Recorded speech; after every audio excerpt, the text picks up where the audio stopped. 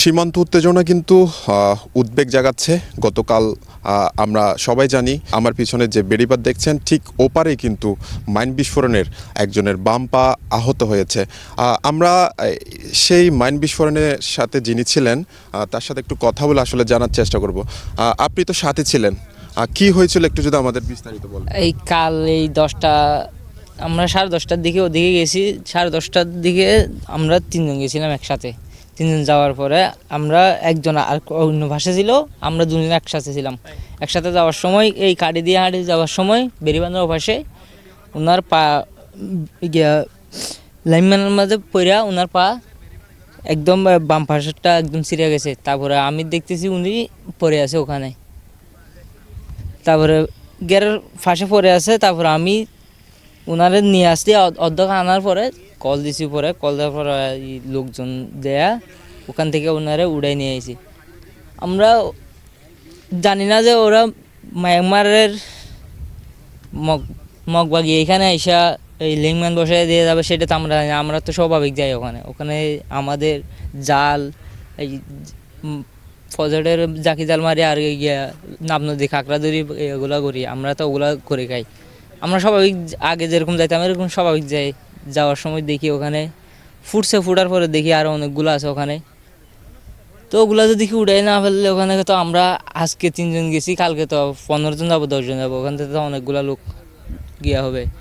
আচ্ছা, এই বাংলাদেশ সীমান্তে যে অভ্যন্তরে যে এই মাইনগুলো রাখা হয়েছে, এখানে আপনারা আসলে ওই জায়গায় কেন যান যদি একটু আমাদের বলতেন।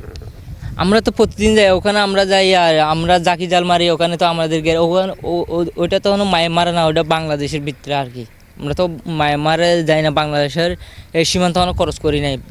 বাংলাদেশের ভিতরে ওইটা আমাদের গ্যার এই নাপ নদী ওগুলো তো শুধু আমাদের মায়ানমারের মায়ানমারের না, বাংলাদেশের ভিতরে। মায়ানমারে তো আমরা যাই না, আমরা তো ওখানে যাই, কাঁকড়া ধরে খাই, জাকি জাল মারি খাই আর মাছ ধরে খাই।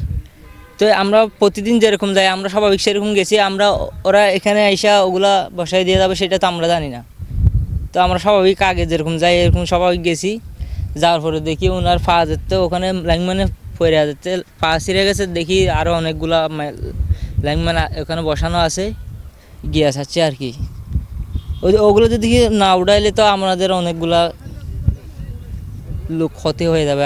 আজকে 3জন গেছে, তো একজন হতে হয়েছে, আর দিন 15 জন যাবে, 10 জন হতে হবে না। আজকেও কি কোনো ওপারে কি কেউ গিয়েছে কিনা, বা তারা কেন যায়, বা ওখানে গিয়ে যারা কি জিনিসগুলো ওরা নিয়ে আসে ওখান থেকে, বা কি কি আহরণ করে?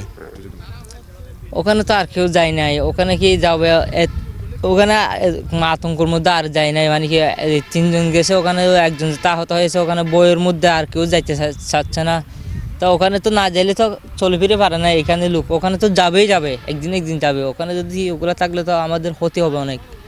ওখানে আমরা জাকি জাল মারি খাই গিয়া করে, ওখানে তো আমাদের যাওয়া লাগে, সব কাজকর্ম তো আমাদের ওদিকে। আচ্ছা, আরেকটি বিষয়, এই যে গত রোববার আপনারা তো এখানেই থাকেন, স্থানীয় এই যে এখানে একটা কিশোরী গুলিবিদ্ধ হয়েছে, আপনারা কি দেখেছেন ওই দিনের ঘটনা যদি আমাদের একটু বিস্তারিত বলেন। সেদিন তো অনেক গুলাগুলি হয়েছিল।